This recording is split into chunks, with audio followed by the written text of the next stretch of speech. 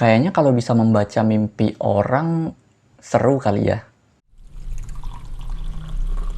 Halo, gue Haris, balik lagi di channel Kanvas Kata.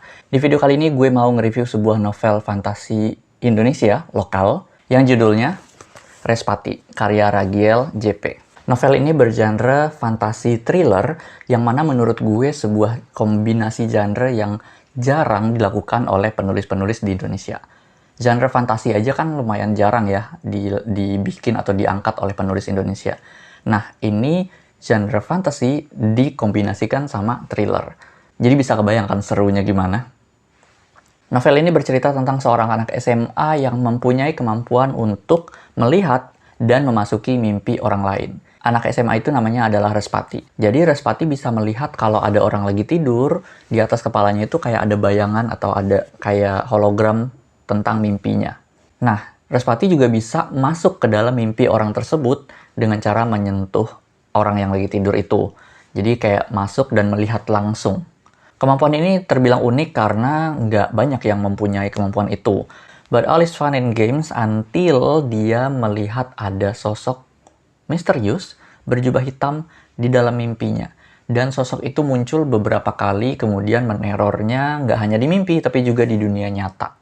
Respati juga kebingungan kenapa dia sering melihat atau menyaksikan mimpi orang-orang yang berbeda, tapi mimpinya sama, yaitu mayat-mayat digantung terbalik. Padahal mimpi yang dilihat ini adalah mimpi orang-orang yang berbeda, dan kayaknya nggak ada hubungan satu sama lain. Tapi apakah benar-benar nggak ada hubungan? Atau kira-kira ada hubungannya sama si sosok berjubah hitam itu? Sebelum gue bahas isinya atau gue nge-review bukunya, gue mau ngebahas sampulnya dulu. Yang mana sampul ini dibuat oleh Resolusi, seseorang, pokoknya nama akun Instagramnya Resolusi. Itu ilustrator sampul buku yang sering banget mendesain sampul buku di Indonesia. Mungkin teman-teman kalau suka baca buku Indonesia, familiar dengan nama Resolusi ini.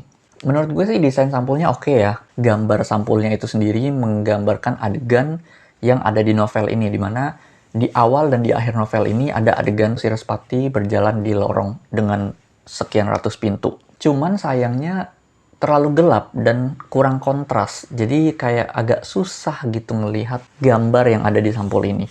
Mungkin kalau kontrasnya dinaikin atau sedikit lebih dicerahkan, nggak masalah sih, tetap dark juga dengan suasananya, tapi gambarnya dicerahkan supaya lebih kelihatan ilustrasinya. Sayang aja gitu karena ilustrasinya bagus. Nah, secara plot dan penarasian, novel ini alurnya maju, sama sekali sederhana, bercerita tentang pengalaman yang dialami Respati dan terus kemudian berlanjut hingga Respati kemudian menemukan keterkaitan antara semua misteri tersebut. Cuman penarasiannya memang agak lambat dan ada beberapa part yang bertele-tele, terutama di seratusan halaman pertama. Gue bilang lambat karena memang beberapa adegan yang seharusnya bisa dipercepat kejadiannya, ini kayak diperlama, sengaja diulur-ulur. Jadi beberapa part yang bertele-tele itu jadi kesannya tidak realistis.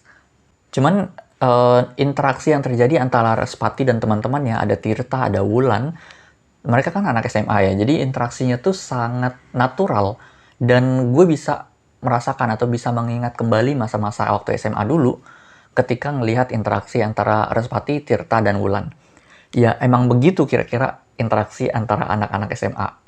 Nah, ada twist atau pelintiran di akhir novel ini yang gue pribadi sih bisa menebak itu akan terjadi.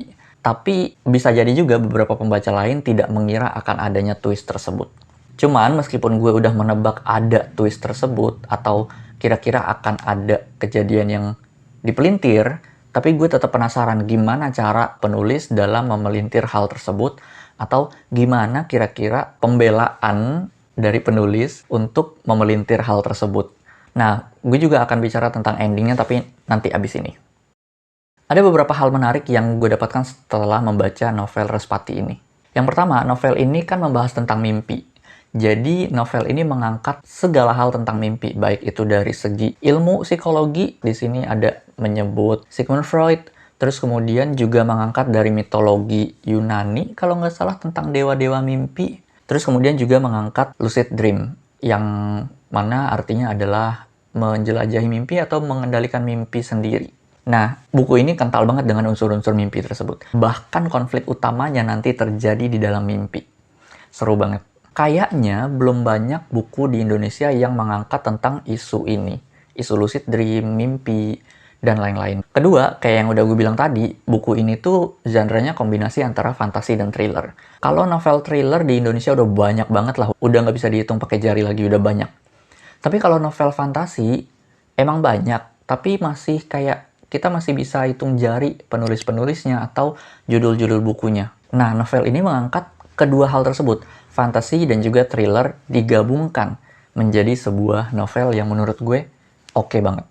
Yang ketiga, novel ini ditutup dengan ending terbuka atau open ending. Dimana setelah twist yang tadi gue bilang, kemudian ada twist berikutnya yang kemudian menjadi open ending gitu. Tapi open endingnya ini kesannya natural dan nggak dipaksakan. Jadi gue sebagai pembaca sangat berterima gitu akan adanya open ending ini.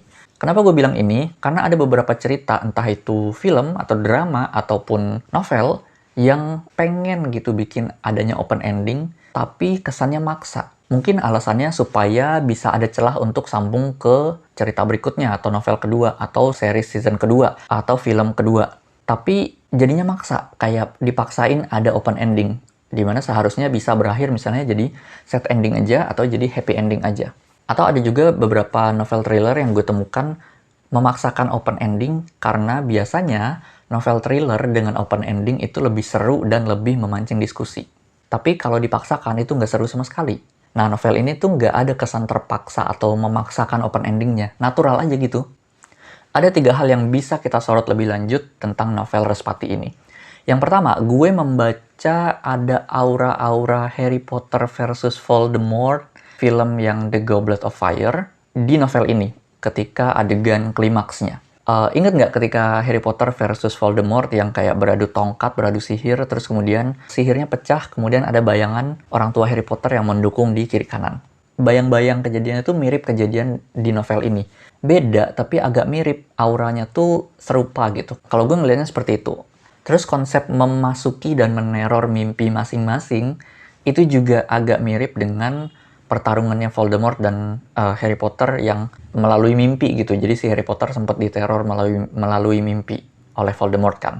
Kalau kalian ngikutin film Harry Potter. Nah, itu juga terjadi di novel ini dan itu gue ngerasanya agak mirip. Bisa jadi memang penulis atau Mas Ragil ini terinspirasi dari adegan tersebut, yang mana biasa aja ada penulis terinspirasi dari penulis lainnya atau dari film lainnya. Adegan tersebut tidak diplagiasi, plek-plekan gitu. Emang kayak dibikin atau dikembangkan menjadi adegan baru di novel ini. Ya, kalau inspired by sih wajar-wajar aja. Nggak ada masalah dengan itu sama sekali. Ini juga asumsi gue, apakah Mas Ragil beneran terinspirasi dengan adegan-adegan tersebut atau tidak. Ini asumsi gue doang sih, karena gue melihat ada kemiripan. Yang kedua, buat pembaca yang agak nggak sabaran, kalian kalau mau baca buku ini memang harus agak lebih sabar karena kayak yang gue bilang tadi di awal, di 100-an halaman awal itu atau 150 halaman awal itu kecepatan novel ini tuh agak lambat. Karena ada beberapa adegan yang diulang-ulang, terus ada yang bertele-tele, tapi kemudian klimaksnya seru.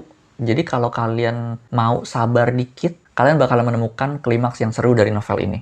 Yang ketiga, sebagai novel lokal yang mengangkat isu mimpi, sayangnya novel ini kekurangan unsur lokal. Mungkin akan lebih oke mengingat novel ini novel lokal kalau unsur lokalnya kayak dikuatin gitu. Kayaknya bakalan seru. Karena nama si tokoh utamanya juga kan nama Respati. Itu adalah bahasa Sanskerta untuk planet Jupiter. Nah, kalau benar-benar difokusin sama budaya Sanskrit misalnya, atau budaya Jawa, atau budaya Indonesia pada umumnya, yang mengangkat tentang mimpi, atau mitos tentang mimpi, pasti banyak deh. Kayaknya bakalan seru. Nah, gue akan memberi rating untuk novel ini 4/5 bintang. Gue suka banget dengan novel ini, tapi kekurangannya seperti yang gue bilang tadi, agak lambat di awal-awal, di pertengahan awal, terus kemudian juga agak kurang unsur lokalnya, sehingga kurang dekat dengan pembaca Indonesia. Tapi overall novel ini bagus banget. Gue rekomendasiin novel ini untuk pembaca yang suka baca novel-novel thriller dan juga baca novel fantasy. Ini nggak ada hantunya sama sekali, emang cuman misteri aja, dan banyak kejadian-kejadian yang mencekam karena genre-nya thriller. Jadi penggabungan antara fantasi dan thriller ini bener-bener oke. Dan gue sebagai penyuka novel fantasi dan juga novel thriller, menemukan novel ini tuh seru aja gitu untuk dibaca. Ada 2 kombinasi hal tersebut. Novel ini gue rasa bisa dibaca dari remaja hingga pembaca dewasa.